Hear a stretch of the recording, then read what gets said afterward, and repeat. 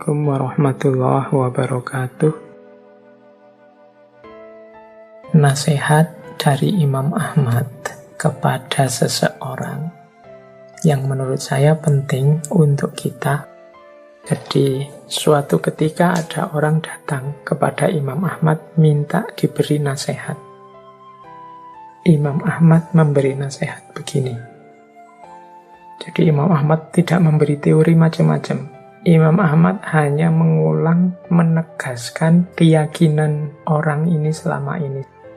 Sebenarnya ini juga kepada kita, menyinggung kita selama ini. Karena kadang-kadang kita itu ngerti semua teori tentang kebaikan, hanya saja kita tidak pernah mau dan tidak pernah menyempatkan diri untuk menjalankannya, merenungkannya, dan lain sebagainya. Maka Imam Ahmad isi nasihatnya begini pada orang ini.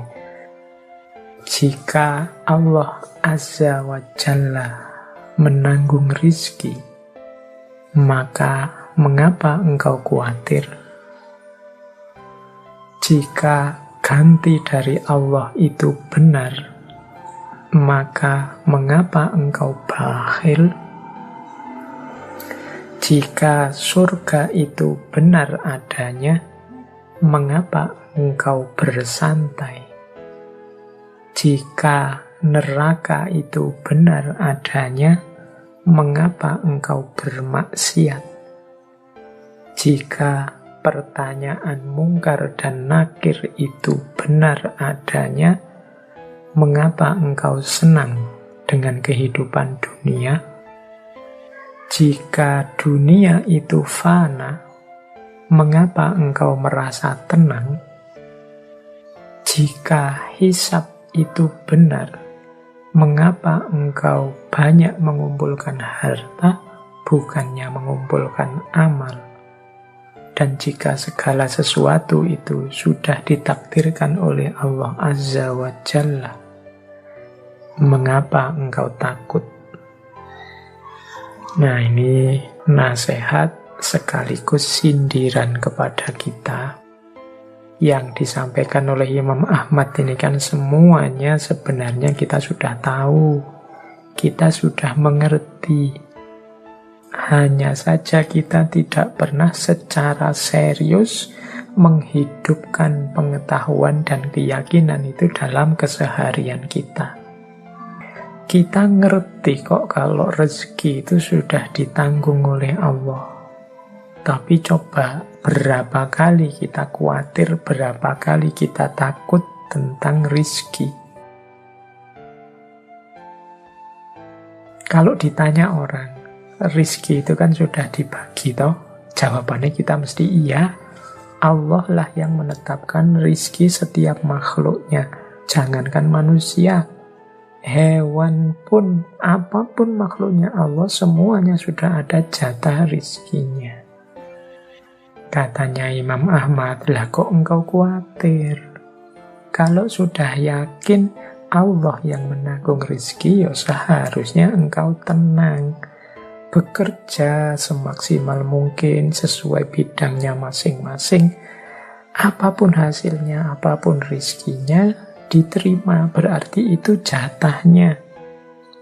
Apapun yang kita lakukan, ya sudah itu jatahnya. Karena rezeki sudah ditanggung oleh Allah. Loh kalau begitu, kalau kita tidak bekerja juga rezeki akan datang, Pak. Mungkin, tapi ketika kita tidak bekerja, tidak melakukan apa-apa, ada yang kita langgar. Sunnatullah dan perintahnya Allah, juga tuntunan Rasulullah untuk bekerja. Bahkan menurut Rasulullah itu, daripada engkau minta-minta, ambil kapak dari rumahmu untuk motong kayu. Itu kan berarti bekerja itu sesuatu yang wajib. Tidak boleh kita diam saja. Jadi seakan dua hal yang berbeda, kerja dengan rizki. Kalau rizki sudah ditanggung Allah. Kalau kerja itu kewajiban kita. Jadi jalankan kerja sebaik mungkin, setelah itu rezeki dari Allah akan datang. Yang kedua, jika ganti dari Allah itu benar, maka mengapa engkau bakhil?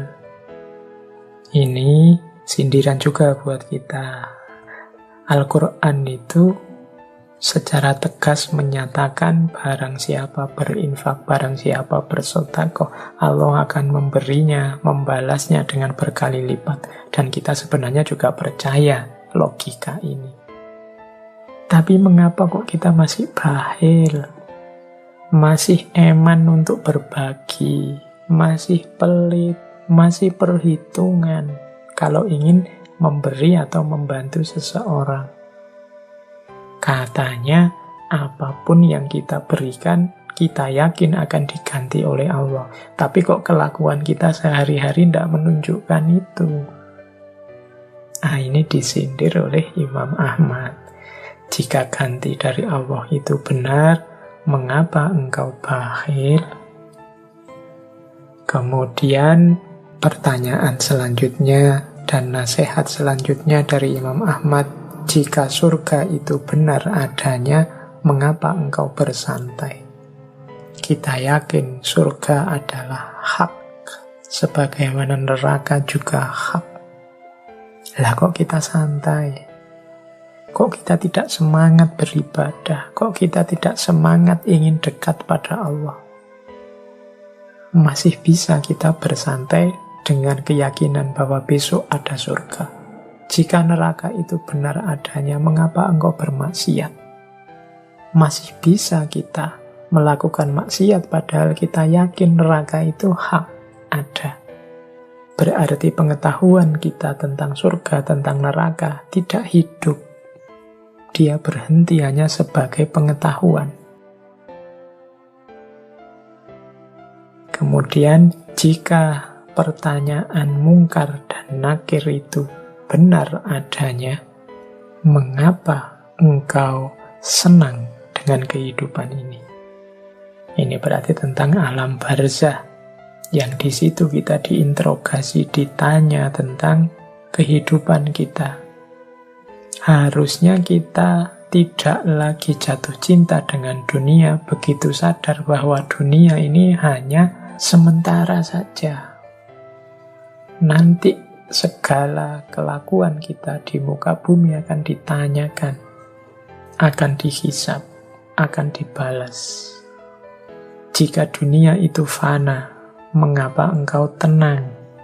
Jika hisab itu benar, mengapa engkau banyak mengumpulkan harta saja? Kok tidak memperbanyak amal? Dan jika segala sesuatu sudah ditakdirkan oleh Allah, mengapa engkau takut? Semuanya sudah ada garisnya, sudah ada ketetapan, ada ketentuannya dari Allah. Baik, jadi ini sebenarnya nasihat-nasihat yang isinya sindiran kepada kita. Kita ini orang beriman yang percaya kepada apapun yang tadi disebutkan dalam nasihatnya Imam Ahmad.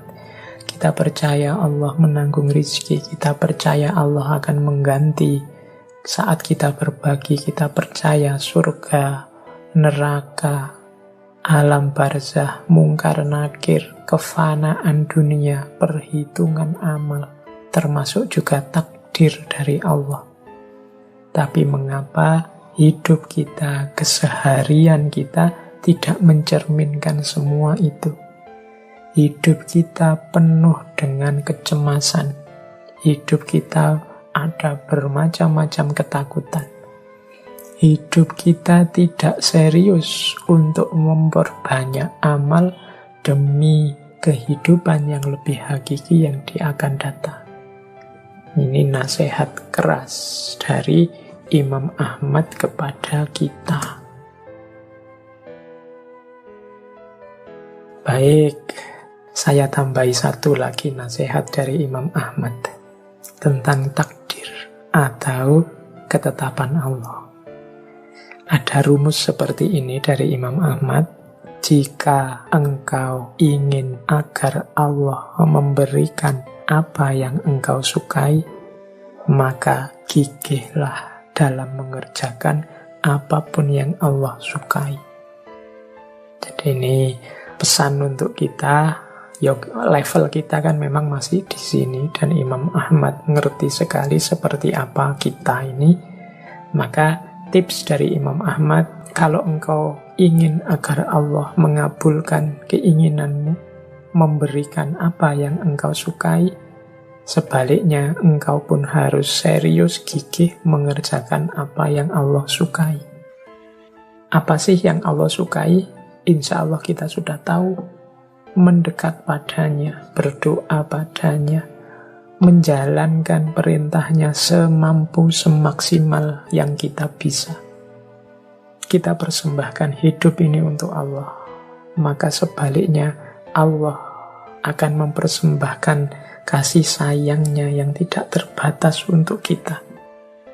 Allah akan memberikan tidak saja hal-hal yang kita sukai, tapi juga segala hal yang baik, manfaat, dan barokah untuk hidup kita. Keinginan-keinginan kita itu kan tidak selalu positif, kadang diwarnai hawa nafsu. Kadang-kadang kita juga menginginkan sesuatu yang menurut kita baik, tapi di balik itu tersembunyi bahaya-bahaya untuk hidup kita, baik di dunia maupun di akhirat. Nah, insya Allah, tapi kalau jalan untuk mewujudkan keinginan-keinginan itu dengan cara menjalankan apa yang diinginkan dan diridhoi oleh Allah, insya Allah yang diberikan oleh Allah tidak sekedar mewujudkan apa yang kita inginkan, tapi memberikan jauh yang lebih baik dari itu. Mungkin kita inginnya 10, Allah memberikan 12. Atau Allah tidak memberikan yang 10 itu karena Allah tahu yang 10 ini efeknya akan merusak dalam hidup kita. Allah menggantinya dengan 10 yang lain, 12 yang lain yang jauh lebih bermanfaat dan barokah untuk hidup kita.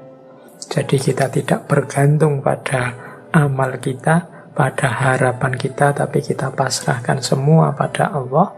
Kita mohon agar keinginan kita terkabul, terpenuhi dengan jalan menjalankan apa yang diinginkan oleh Allah dan menjauhi apa yang tidak disukai oleh Allah. Ini maksud dari wasiat Imam Ahmad yang terakhir ini. Oke, baik. Saya akhiri sekian. Kurang lebihnya mohon maaf. Wallahul muwafiq. Wallahu a'lam bishawab. Wassalamualaikum warahmatullahi wabarakatuh.